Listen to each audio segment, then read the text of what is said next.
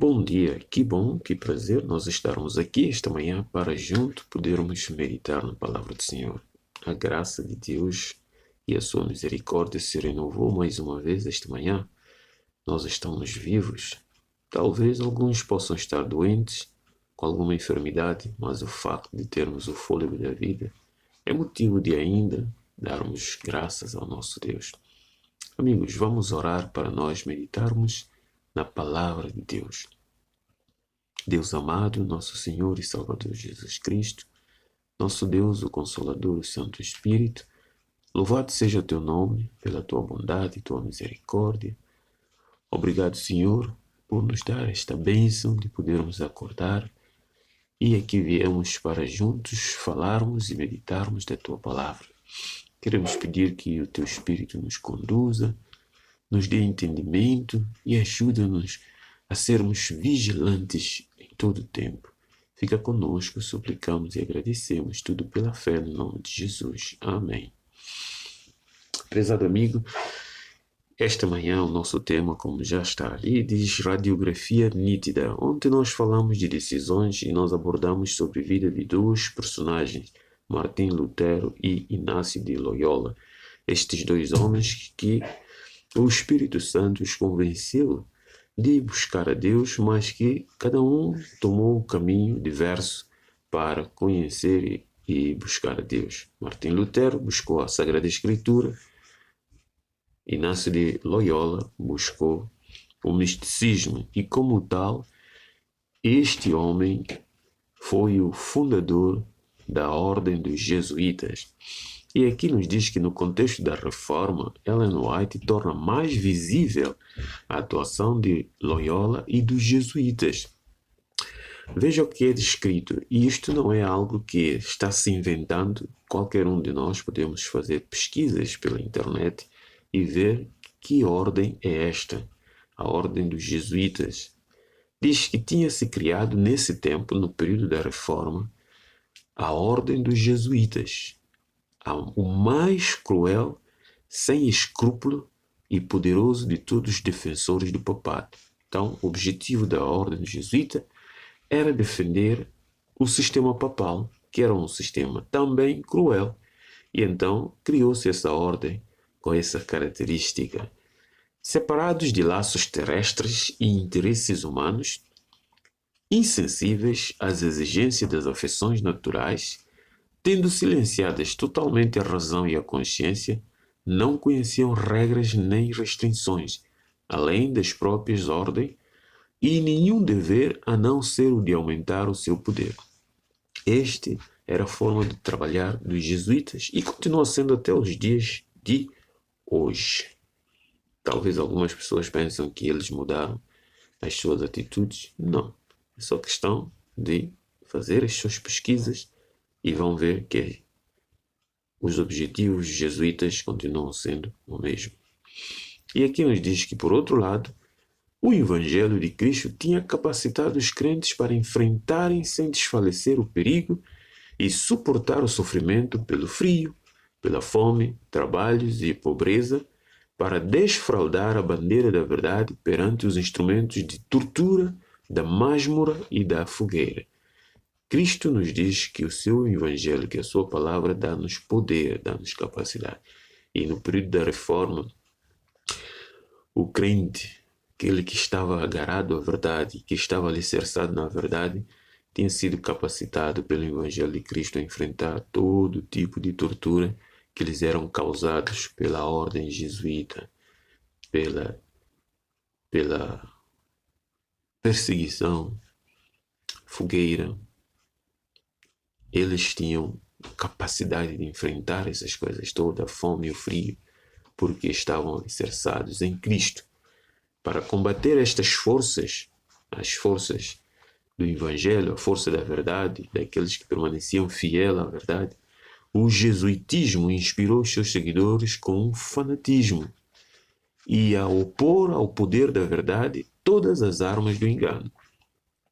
Eles criaram todo um mecanismo possível para se opor ao Evangelho. Para os jesuítas, não havia crime grande demais para cometer, nenhum engano demasiado vil para praticar, disfarce algum, por mais difícil que fosse, para assumir.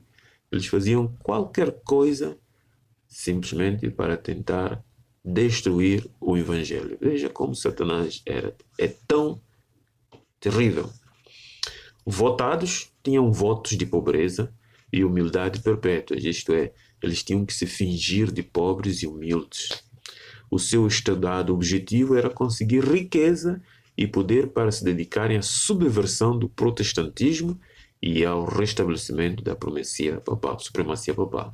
Então, com a reforma, o protestantismo começou a avançar e o sistema papal ia se declinando. Então, os jesuítas, eles fingiam-se de pobres e humildes, e com esta forma de agir, eles convenciam corações e arrecadavam fundos, meios para continuar a sustentar a obra do papado.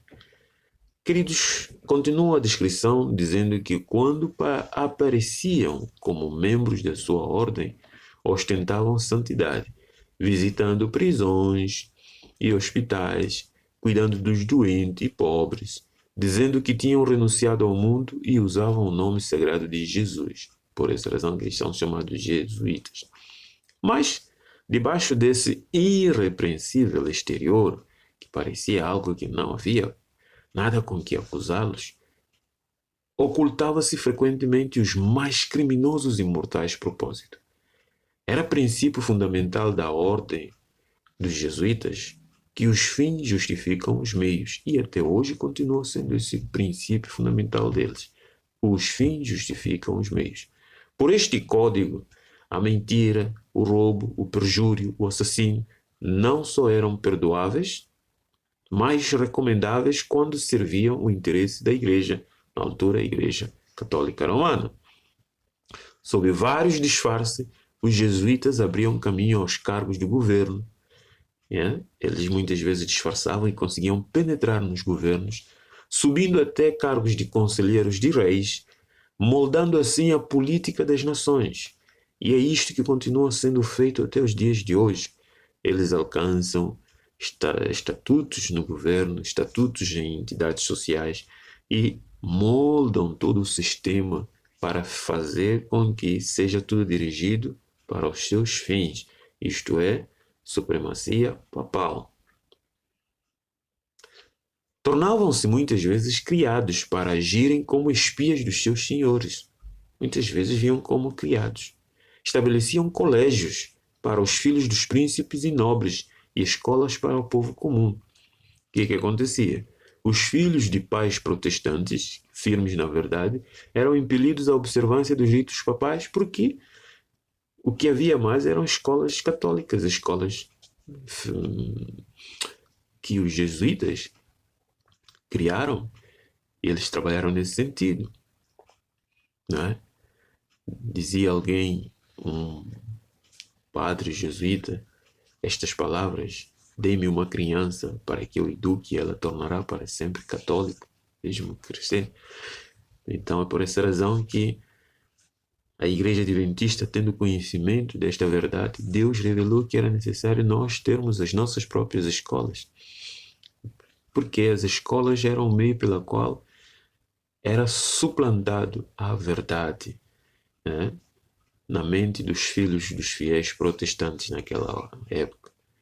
Que diz-nos que toda a pompa e ostentação exteriores do culto romano eram levados a efeito a fim de confundir a mente e a deslumbrar e cativar a imaginação.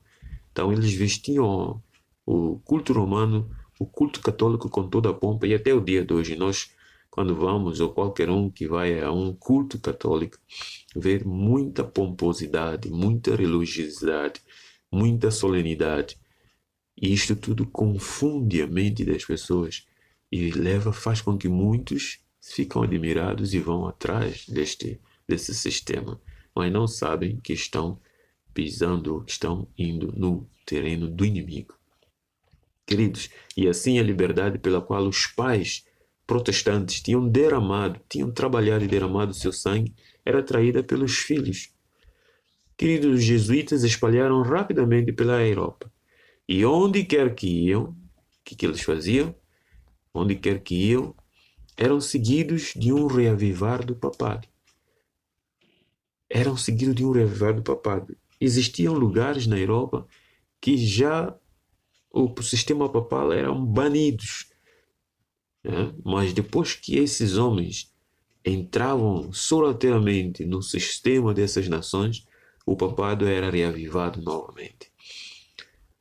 E esses registros nos mostram que Deus também nos mostra o seu passado, ou o passado daquilo que ocorreu para nós vermos o presente e o futuro. Portanto, toda a história no mundo, no nosso tempo contemporâneo, aqueles que pesquisam, sabe? Eu pessoalmente tenho um livro sobre a história dos jesuítas e é bem claro. Uma das citações que diz nesse livro diz de que um jesuíta diz que ele, do seu escritório, ele governa o mundo. Meus queridos amigos, Deus já nos havia revelado acerca disso. Deus já nos havia revelado. E Jesus propriamente já disse, né, que nos últimos dias virão lobos. Paulo, em Atos capítulo 20, verso 29, ele tinha exortado a igreja de Éfeso que depois da sua saída que viriam lobos devoradores que não poupariam o rebanho do Senhor. E é por essa razão que nós temos que estar firmes na palavra do Senhor. Nós temos que estar alicerçados, sujeitar a Deus e resistir ao diabo até que ele fuja. Os dias virão novamente, em breve, em que nós veremos bem nitidamente a manifestação desta ordem, a ordem do jesuíta a trabalhar. As grandes perseguições religiosas que estão diante de nós, em breve, serão novamente dirigidas esta ordem, este grupo que nunca desapareceu, continua ainda aqui, sorrateiramente. Hoje já é muito mais visível e qualquer uma pessoa pode vê-los, pode ver a obra que eles estão fazendo, as guerras, os movimentos e por aí fora. Vamos continuar a orar, a pedir a Deus que nos ajude a manter firme e fiel na sua palavra, que nos ajude a não desviar da sua palavra e sermos fortes e resistentes até que Cristo volte. Vamos orar? Amado Deus, obrigado porque o Senhor não ocultou o passado. O Senhor revela-nos o passado para vermos o presente e o futuro que há de vir. Sabemos que esta força demoníaca continua ainda agindo, continuará agindo até que Cristo venha para tentar sempre subverter a verdade. Mas a tua promessa é de que a verdade permanecerá, porque a verdade é Cristo e Cristo é o vencedor de todas as batalhas. Fique conosco e dá-nos um dia deleitoso na tua presença e ajuda-nos a permanecer fiel à tua palavra, fiel a ti, ó Deus, até que Jesus volte. Suplicamos e agradecemos tudo em nome de Jesus. Amém. Amanhã estaremos aqui de volta e até lá eu te desejo um feliz dia, um grande abraço à sua família. Nisto Cremos Channel, o canal de esperança. Viva com esperança através de estudos bíblicos